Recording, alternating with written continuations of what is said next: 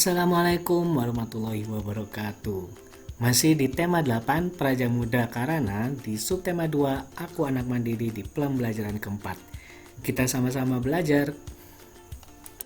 Udin dan teman-teman taat dalam beribadah. Mereka melaksanakan ibadah dengan kesadaran sendiri. Mereka berani pergi ke tempat ibadah sendiri. Tempat ibadah dekat dengan tempat tinggal mereka. Mereka selalu menyiapkan peralatan beribadah sendiri. Mereka mandiri saat melaksanakan ibadah. Taat dalam beribadah sesuai dengan janji pramuka. Salah satu janji pramuka yaitu takwa kepada Tuhan Yang Maha Esa. Taat dalam beribadah juga sesuai dengan pengalaman sila pertama Pancasila yang berbunyi yaitu ketuhanan Yang Maha Esa.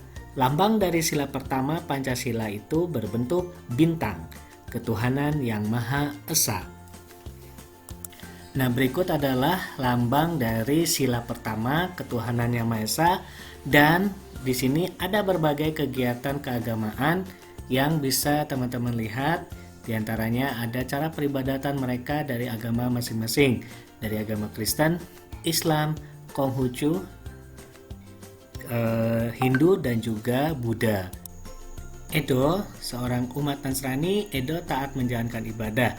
Edo beribadah sesuai dengan agama dan kepercayaan yang dianutnya. Edo telah mengamalkan sila pertama yaitu Pancasila.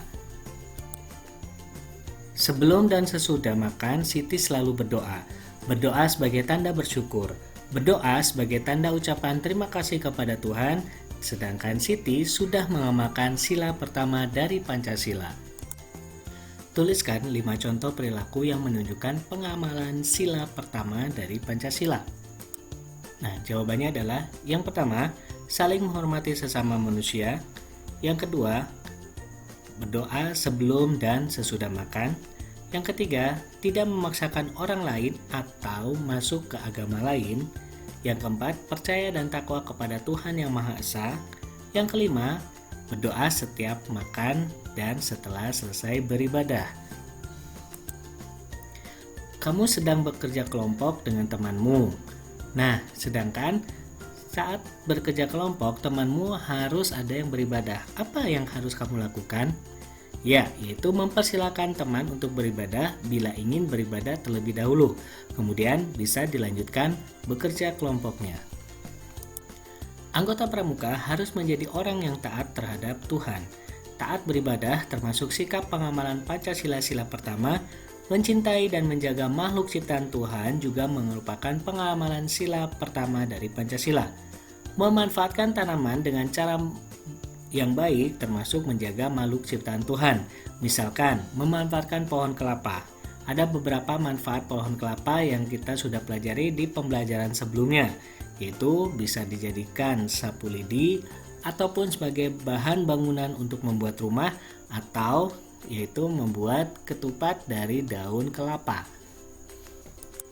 Pohon kelapa dapat dimanfaatkan sebagai tempat berteduh.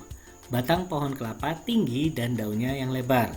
Nah, daunnya yang melambai-lambai ditiup angin. Nah, coba kalian ikuti atau tirukan gerakan pohon kelapa. Coba ikuti gerakan tarian daun kelapa atau gerakan daun kelapa, di mana yang pertama berdiri dengan tegak, yang kedua angkat kaki, yang ketiga jinjitlah kaki setingginya yang kamu bisa, dan yang keempat tahan gerakan sampai hitungan kelima.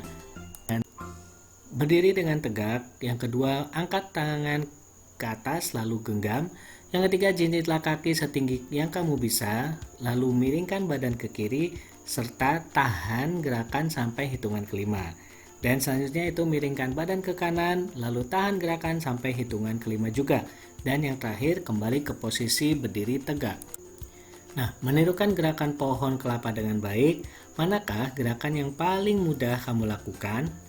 Dan manakah gerakan yang paling sulit kamu lakukan? Menirukan gerakan pohon kelapa termasuk melatih kelenturan badan. Dan menirukan gerakan pohon kelapa bertujuan untuk melemaskan otot pinggang. Tunas kelapa merupakan lambang pramuka. Kita dapat mencontoh sikap yang sesuai dengan lambang gerakan pramuka. Buah kelapa dapat bertahan lama. Buah kelapa selalu kuat dalam berbagai keadaan. Artinya, anggota pramuka selalu taat terhadap Tuhan, Anggota pramuka seorang yang memiliki tubuh yang kuat dan sehat. Anggota pramuka selalu kuat dalam menghadapi tantangan. Nah, buah kelapa tumbuh di mana saja. Artinya, anggota pramuka dapat menyesuaikan dengan keadaan sekelilingnya. Pohon kelapa menjulang lurus ke atas. Pohon kelapa salah satu pohon yang tertinggi di Indonesia. Artinya, anggota pramuka mempunyai cita-cita yang tinggi. Anggota pramuka berpendirian teguh. Pohon kelapa tumbuh kuat erat di dalam tanah. Artinya, anggota pramuka memiliki tekad yang kuat. Anggota pramuka berpegang kuat pada landasan yang baik. Kelapa merupakan pohon serbaguna. Mulai dari ujung daun hingga akar pohon kelapa sangat bermanfaat. Artinya, anggota pramuka adalah manusia berguna. Anggota pramuka berguna untuk tanah air. Anggota pramuka berguna untuk bangsa dan negara kesatuan Republik Indonesia. Anggota pramuka berguna untuk umat manusia. Dari penjelasan tadi kita bisa membuat mind mapping ataupun peta pikiran mengenai tunas kelapa.